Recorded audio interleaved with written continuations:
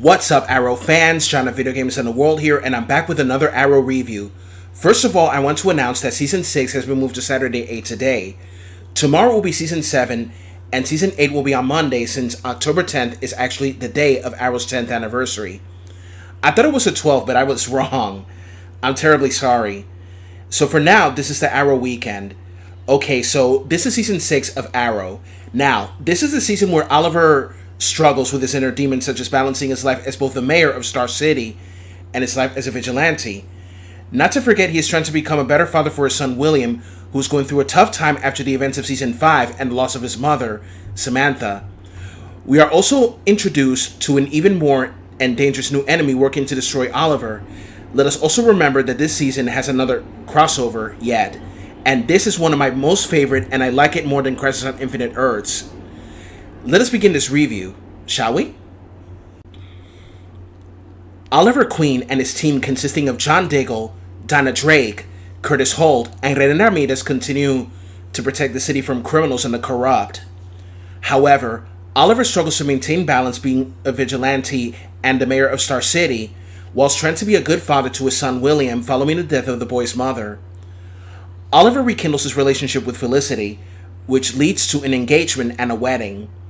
A new villain has arrived in town called Kanan James, a terrorist hacker who is working for an even more dangerous criminal, Ricardo Diaz. Oliver will soon have to make a choice that will affect those that he loves. I love how Oliver is trying to reconnect with his son that he didn't get to see until Season 4, so right now he's like a preteen or something like that. You could say that at first William doesn't like his dad in the beginning because he wasn't there for many reasons. Not only because of Oliver being the Arrow, but remember that flashback in Season 2? Before Oliver's ordeal on Lianyu, Samantha was offered like $1 or $2 million by Mora to disappear when she realized that she was pregnant with Oliver's child. Sad, isn't it? With his mom gone, he is not fitting well at first because he gets into fights with other kids who bullied him. I understand because I did not have such a good time in school either. I too was bullied and called a lot of bad names. Anyways, William just wants his father to be with him and have a normal life. We also get to see perform his act of heroism on the school bus, and I like how he bonds with Felicity. He's a good kid, strong too, despite of what he's been through. There are times that he is at odds, but some moments are lighthearted, especially when he is bonding with Raisa and Felicity. And the video game he plays with Felicity is Injustice 2. I love that game. I praise Jack Moore for the great job he did as William. Whatever he does, I wish him well. Ricardo Diaz is one of the most ruthless villains I have ever seen in the show. He was like even worse than Prometheus himself. Diaz is known as the Dragon, who is another villain from the comics. Now in this show, Richard Dragon was reimagined as a Latino. The actor who plays him is Kirk Acevedo, who I remember mostly as the one and only Miguel Alvarez in the hit HBO series Oz. That show Oz was everybody scared straight. In some episodes, flashbacks show his harsh upbringing and the ostracism he endured. In a way, you feel sympathy even if he's a villain. I gotta say that Diaz was one of the best well-written villains I've ever seen in the show, and props to Mr. Acevedo for this man. Now, the actions of Diaz and how he takes over Star City and manipulates events remind me so much of Bane in The Dark Knight Rises. And that, my friends, makes me think that the writers were so inspired by that awesome movie. Speaking of the Dark Knight trilogy, here's what I think of them. Batman Begins, it was awesome. The Dark Knight was the shit! The best. The Dark Knight Rises, not as great as the second movie, but at least it was an epic conclusion. Black Siren returns as one of Diaz's goons, and she kills someone that Black Canary cared about, causing an enmity between the two. Dinah wants revenge, but little by little she will realize that revenge will not bring back the man who was not only her partner, but the one she truly loved. I highly admire Juliana Harkavy for portraying such a great character as Black Canary, and props to Kitty Cassidy too for Black Siren. We also see Deathstroke returning and see his flashbacks.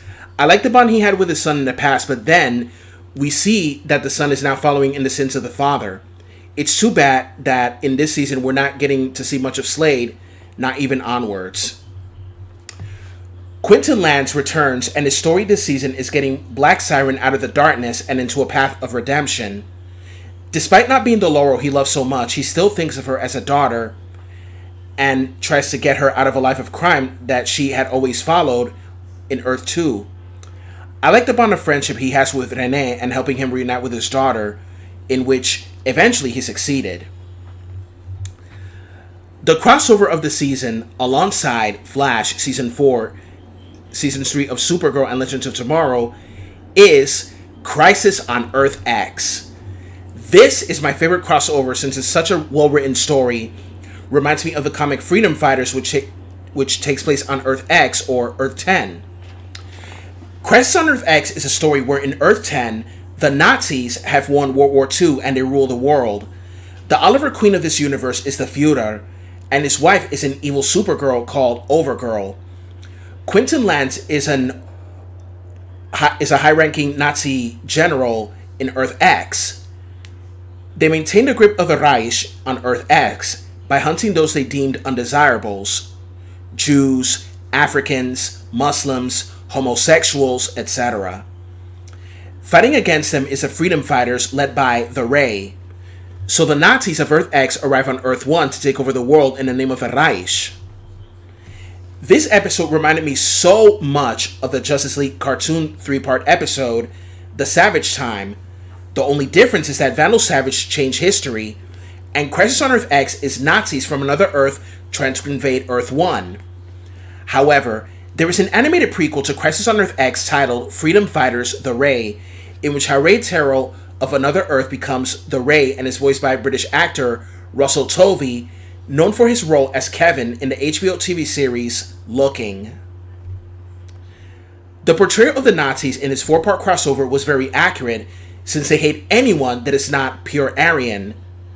For example, when Earth X Quentin sees Sarah, he tells her that he had a daughter that looked exactly like her.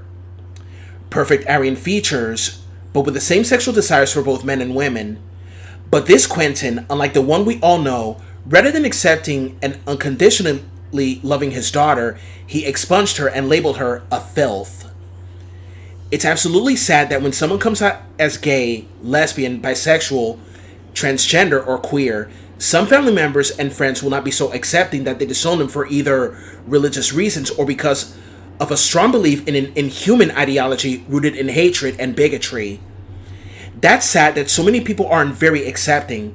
Some unaccepting people can self-reflect and realize that they were wrong and are willing to change and be better to those that they treated badly.